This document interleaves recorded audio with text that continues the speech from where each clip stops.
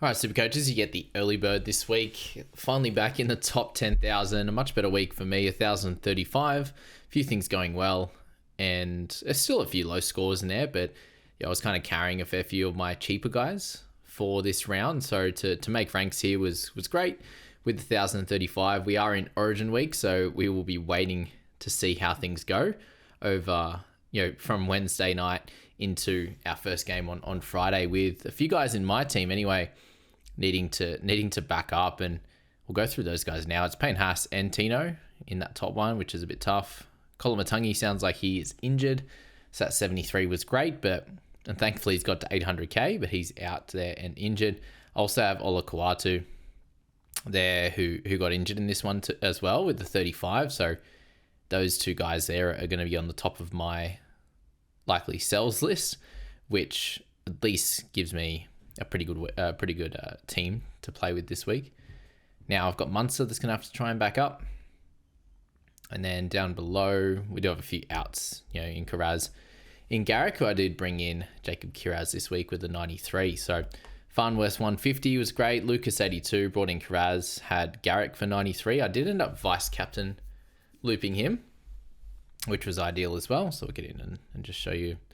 Oh, Haydos looks like he's given up. He's focusing on his fantasy team, the big fella. But took that 93 vice captain loop for Garrick at 72 at half time. I was hoping for a little bit more, but a really good one there. I did bring in Ramian. It was him or Hiroti, and that worked out okay at least. And I was hoping for a little bit more, but with that Sinbin didn't help. Olakawatu with his injury should have been a try. That would have been good, but I was pretty happy with Docker Clay, lobbing out a 49 there. Teddy with his 97 was good. Aiken just, pretty low 48. And I did end up having 4 extra plays this week, surprisingly enough, with Sanders Smith ended up getting in the starting side. Simpkins I didn't expect. And then I picked up Lawson a few weeks ago. So tremendous few games from him. But Thomas Cant's 31 off the bench, 29 for Sandon, 33 for Drinkwater, up from the 21.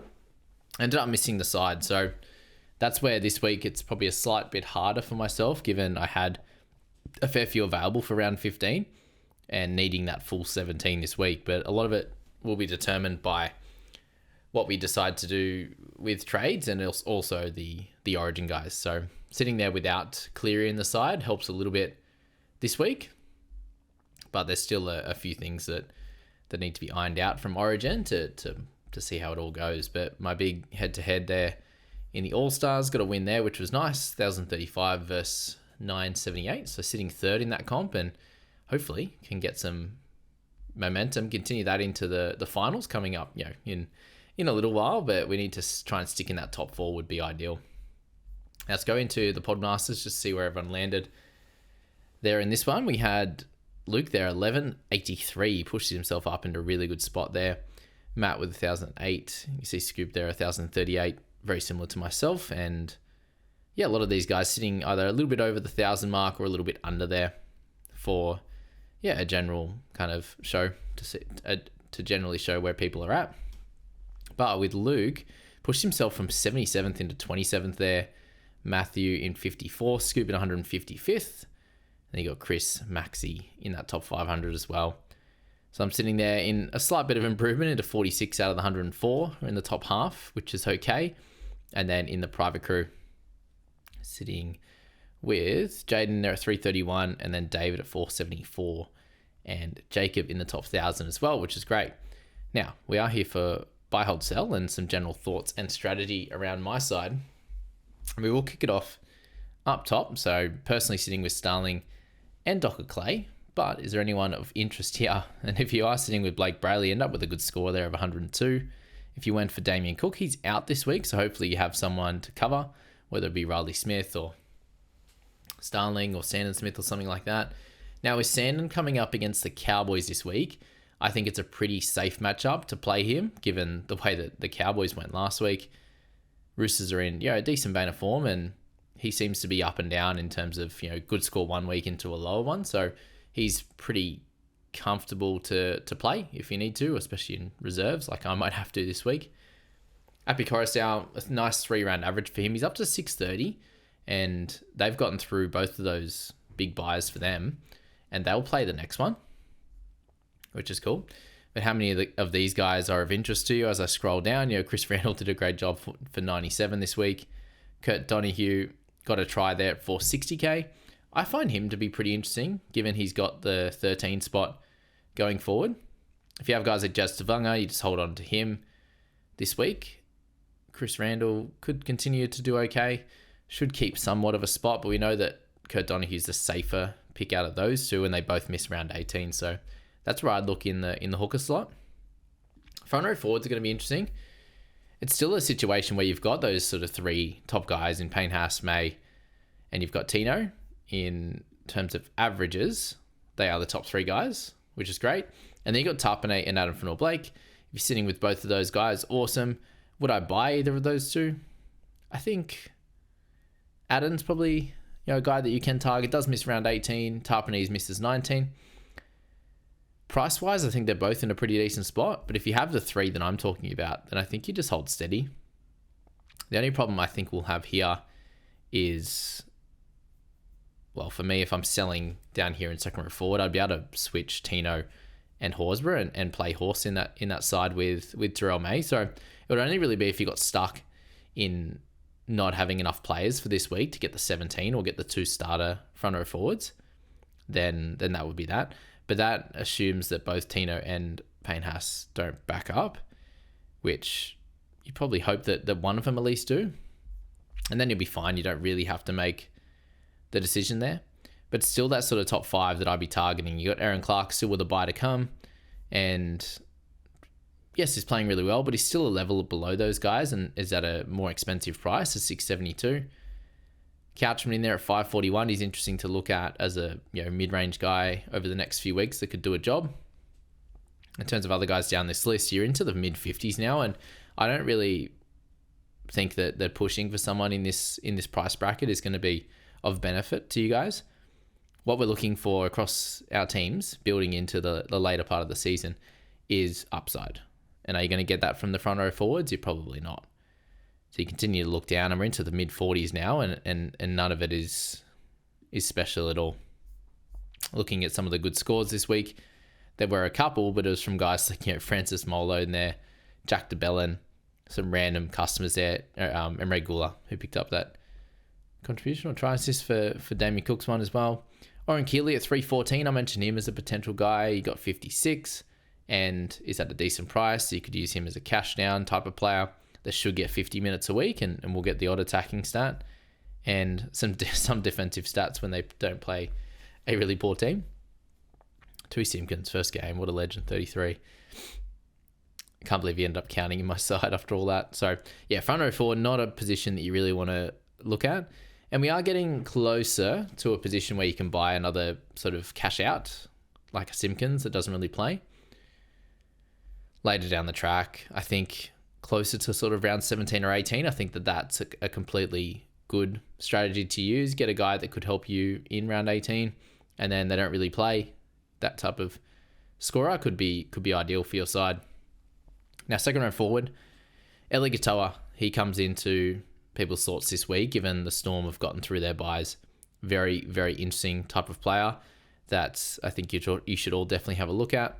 In terms of my team, there's not much love there. I've got Aiken just being average at the moment and Horsburgh in there, who's just there to help do a job basically at the moment with all the injuries that I'm carrying.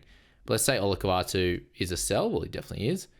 Tallis Duncan was the man this week, 471k.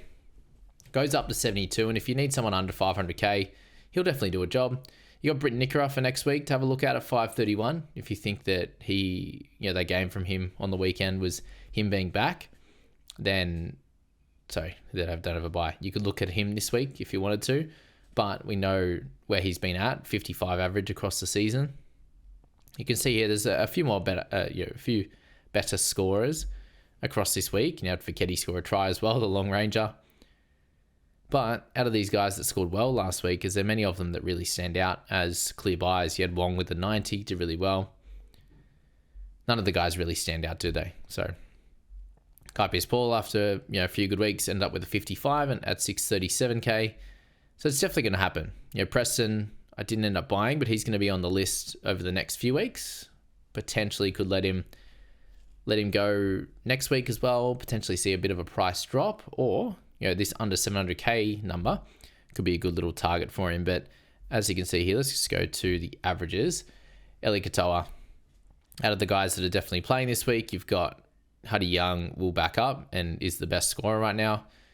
Will miss 18 though, and 19, so hard to pick. Dylan Lucas, we all own. Eli Katoa next on the list, then a couple of guys on bye. Keon's injured. Then you've got Aaron Clark as the next best average. So Eli definitely target this week, and there's not too much else. Fafita maybe at some point, but I'd be very, very hesitant to go near him. Jack Williams had his moment, which was good. Lemuelu, he's at 570k. It's very impressive. Yeah, not too much else in the second row forward. So it's pretty slim right now for guys that you'd want. In the halfback position, this is going to be the hard decision this week, is how we try and make this happen, right? Because the guy we want, very, very clearly, is going to be Jerome Hughes. He's at 609k, who doesn't have a bye across the next period. And it's a good price point. He's in a good team, so that's where the excitement comes. Luke Metcalf, still clearly holding on to him. With Hines, it's frustrating. He's at 619 now. You can almost straight swap him for Hughes. Is that something that is worthy of a trade? Maybe for your side, if you've got luxury, near 20 trades and no issues this week, and I've got Kolomatangi, which most of you will have as well, but then Olakuatu as well, as clear sells this week.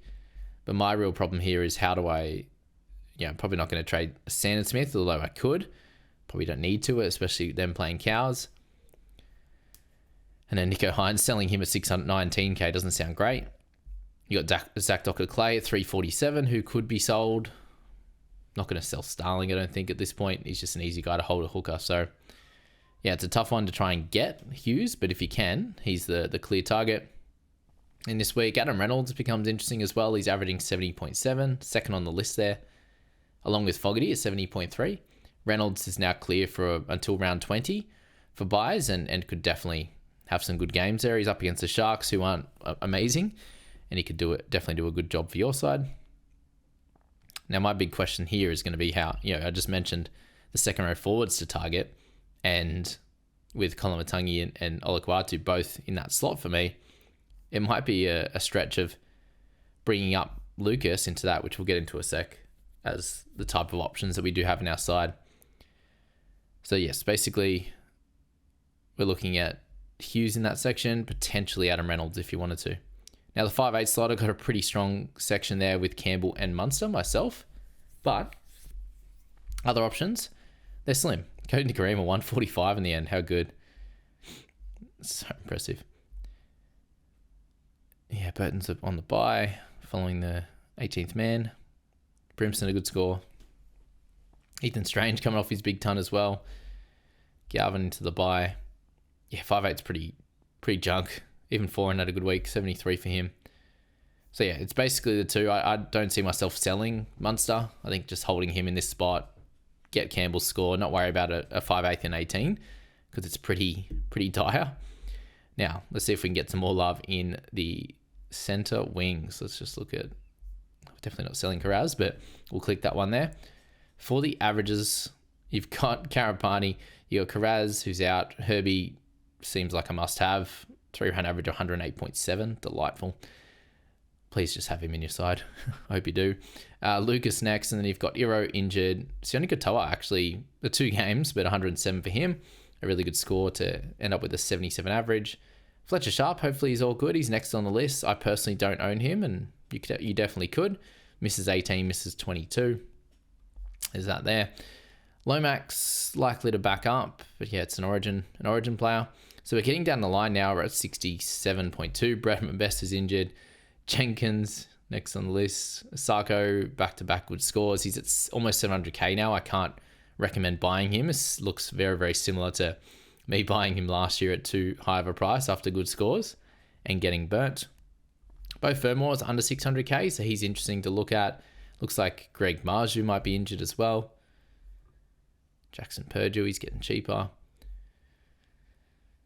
Connor Tracy, at least a decent score for him, 75. We're getting down to some low numbers in the averages here, which is definitely a problem, because who do we buy? Who do we buy this week? And that's where I look at, now that we've gone through a fair few positions, that's where someone like Tarpanay or Adam Fanua-Blake could end up being a move in my side, bring Tino down and buy one of those front row forwards because there's not a lot of options, you know? Like this is centre wing, and then I'm going to look at wing fullback, and I've got Teddy, Drinkwater, and Pappenhausen. I'm not going to change that. So there really just isn't a lot of guys. You got Bostock, he's up to 534k now, went up $135,000. Craziness. Absolute craziness. So in terms of clear options this week, it's fairly limited, unfortunately, there. And you know, when you look at the teams on and off bye there, looking into this week for Storm players, outside of Hughes and Ellie, you know, Pappenhausen is the guy, but that's the fullback slot, which is pretty full. Knights, as I said, it might be a Fletcher Sharp. For Warriors, they still miss 18, but do we want any of their players up there? Like Fish will be solid. Aaron Clark could be bought, definitely. He'll be solid. Cowboys are not really a team that you want to target right now, especially after what we just saw. For the Eels, they have a solid run there. Who's going to be an option for them? Like, especially with Moses out, no one. Roosters, you got like Nwangi Tuaze and these types of guys that we could have a look at. Panthers in there, no one of real note. They're going to rest some guys, so there's that. Tigers, no one of note. Rabbitohs, we've kind of got the couple. Broncos in there. Reece Walsh at fullback could definitely be an option. Piakura if anyone needs to go cheap. But yeah, not too many targets there. And then the Finns, they should continue having a good couple of weeks, but there's that few players that are really dominant right now. Sharkies, Nikora, yeah, definitely potentially an option there. I'll have to think about him. And then for the Raiders, yeah, it's Tarpanay. It's holding Starling, probably holding Hosking. You could take a flyer with, you know, Tigers, Newcastle, St. George. You could take a bit of a flyer on one of their outside backs, but yeah, it's not anything super exciting there. Definitely. So that's that centre wing. And then the final one with fullback, as we said, you could take a flyer on Walsh, but the top three guys are there. They're on my screen, which is great. It's good to own the top three. Unfortunately, haven't had any of the crazy scores since buying that we would have liked. Turbo at 485k, Reece Walsh at 601. So that's all the general thoughts I've got for this week. It's not super exciting. It's probably not a big trading week and until, you know, next week's done. But yeah, we'll see where it all ends up for all you guys. Let me know if that helped at all. It just shows the lack of options, I think, this week. And if you're in a similar situation to me, it could be straight sideways swapping to a couple of those guys. But yeah, you guys like Hughes are pretty important. But we'll see how we can maneuver some things to get these guys on our side. Well, good luck this week in round 16 of NRL Supercoach. Hope you go well, and we'll see you in the next one.